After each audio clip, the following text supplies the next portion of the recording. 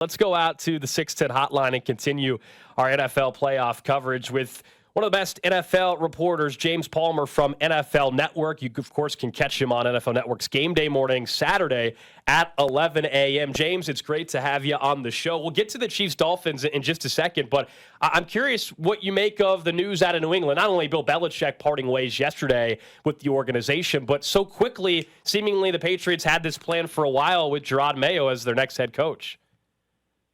Yeah, they really did. Guys, thanks for having me. Ian Rappaport, my colleague, was all over this last night. And it's funny because this is what we were hearing, I don't know, a year ago, a little bit more, when these new contracts were put into place there. And then now with Ian kind of reporting that was the specific language in Gerard Mayo's contract.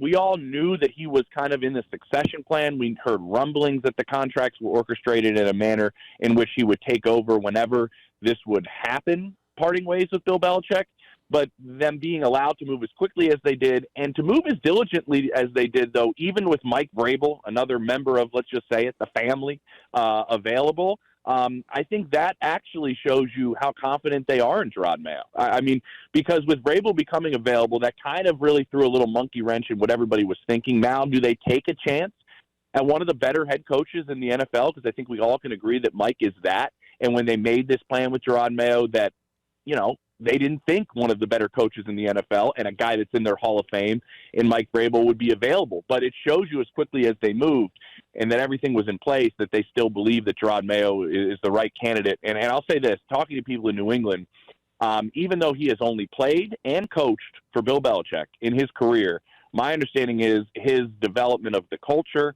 the way he builds relationships in the building, the way he sees modern football, honestly, is all very different than Bill Belichick. So, yes, a Patriot, but it seems, from what I'm hearing, the Patriot way is kind of going away, and Gerard Mayo expected to do things his way. I think there's some people from the outside that see how quickly the Patriots were able to hire Gerard Mayo, and they're like, wait a second, I thought you had to go through a whole process. Is this because this contract already existed in some form or fashion? How are they able to so quickly not have to go through a process of hiring someone? Yeah, it's totally the way the contracts were laid out, and that was relayed and okayed by the NFL prior to all of this.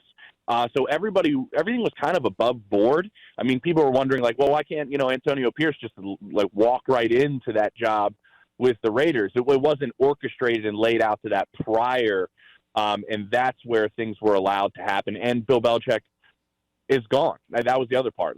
He's no longer part of the organization. They mutually part ways, and then they're in lockstep and in line. And this was all above board again with the NFL. So it was all put in place prior to Bill Belichick's departure. That's how it was allowed. When you look at the game this weekend, we can start with the Chiefs-Dolphins since that's the one that matters here. We look at Miami's injuries as something that we're not sure they have any chance at overcoming, especially because they've got even more offensive players. We don't know whether or not they will be available. I got to be honest, the cold weather doesn't seem like that would help players stay healthy throughout a game either. How much are the injuries for Miami going to be a detriment to them this weekend? A ton. I mean, I'm sitting in the parking lot at Arrowhead right now, guys. We're going to go live on NFL Network pretty soon. Outside? Here. You're going to stand outside for that? Good luck. I'm in the car right now. I'm going to tell you that. I'll be in here as much as I can before I get out there. But it's a balmy, what are we, 12 today right now? 13?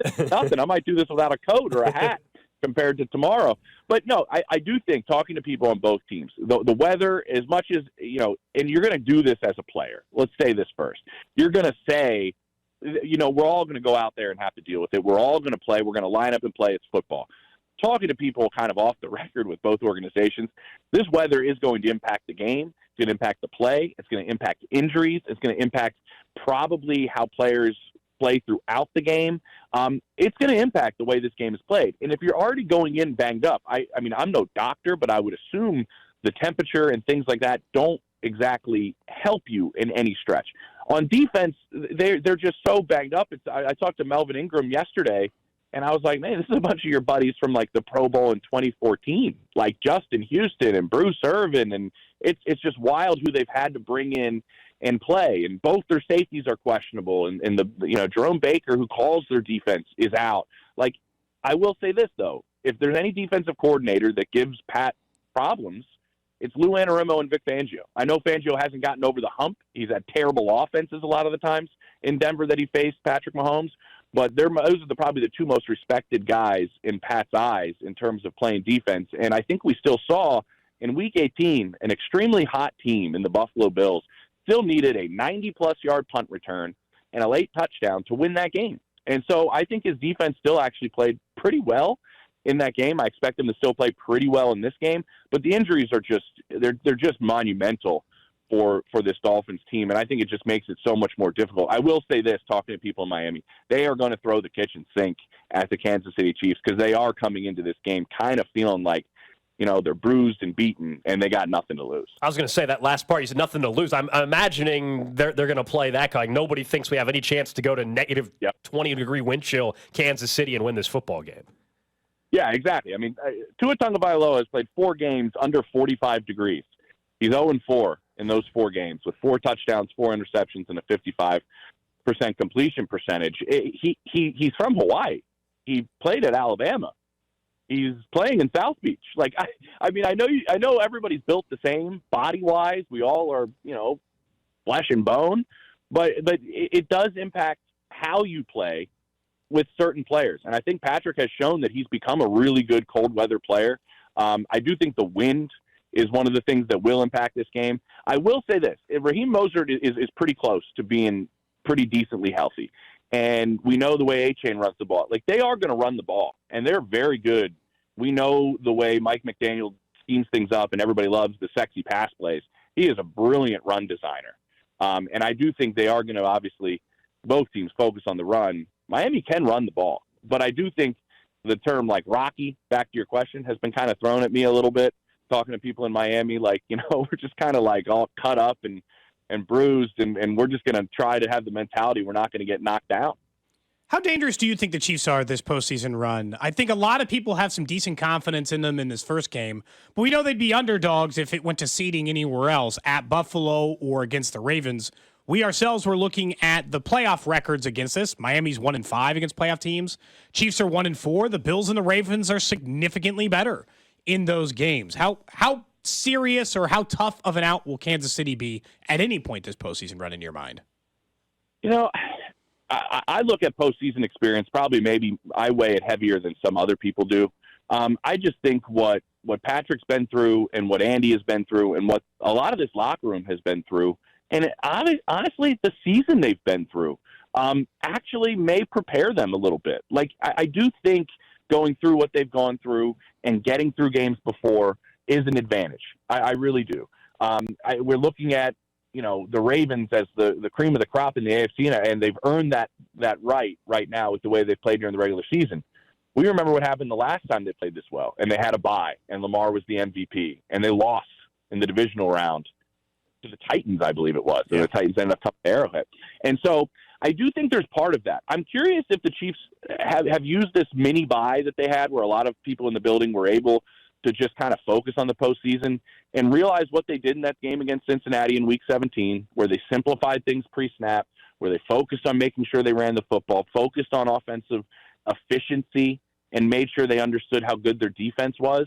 That we've seen this, and I hate to make the comparison, but everybody does.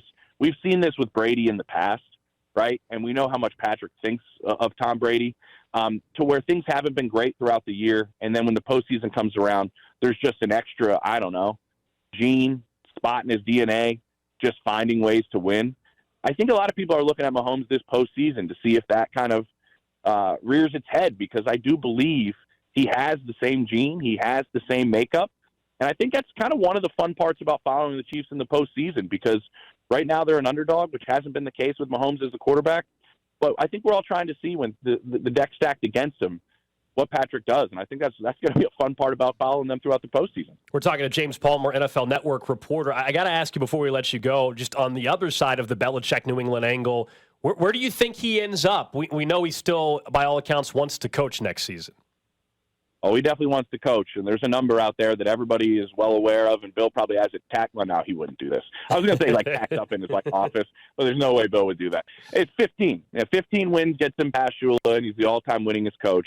And that's a big carrot out in front of him. But I also had a production meeting with him doing a game on Christmas Eve between the Patriots and the Broncos that I was part of the broadcast, and sitting in the production meeting there, I'll tell you this, there is no slowdown in Bill Belichick by any stretch. I remember Kurt Warner sitting in that meeting with us, asked him what do you still love about coaching, and he was everything. The day-to-day, the film, the prep, the scheme, the last-minute adjustments, all of it. I just love it all. And I think he still has that drive, and I think Atlanta has done a boatload of work on him over the last several weeks. One aspect of that is Terry Fontenot's still there as the GM, and we know how much Bill likes to have control and has had it in New England for some time. He's open to working with other people, obviously, but how does that play into it? But that's one that I see really high up there. I see the Chargers as one. I see, honestly, guys, and this sounds crazy, if Mike McCarthy loses to the Packers, his former team, in a season where he won 12 games again, and Jerry Jones is getting older, and Dan Quinn's probably out of the building, you would guess maybe Seattle. Does he make a swing for Bill Belichick? The two have known each other for a long time, and he has tremendous respect for Bill. That's one, if the Cowboys go out and embarrass themselves this weekend, if there's any owner that would make that move, it's Jerry. And I think he'd be picking up the phone pretty quickly. But, I just laid out a couple options. What we would rule out probably when I mentioned how close he is to the record, like a place like Carolina that just has just a full rebuild and it probably has some things that they need to figure out. Tennessee, same thing. Like, I think that's why you look at the Chargers if something happens in Dallas.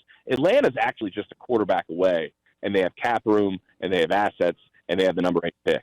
So I think those are ones I'm definitely keeping an eye on most of all, those three. Yeah, Jerry Jones, we know he just hates to make a big splash and draw attention, so I'm sure he would just never. Does not like headlines, guys. Does not like headlines. Does not like attention. But, isn't that almost fitting, honestly? I mean, that Mike's also playing the Packers and a red-hot Jordan Love. It's fascinating. I love this weekend. Oh, no, it's the best. James Palmer, appreciate the time as always. Stay warm out there today and tomorrow. I'm doing my best, but I make no promises.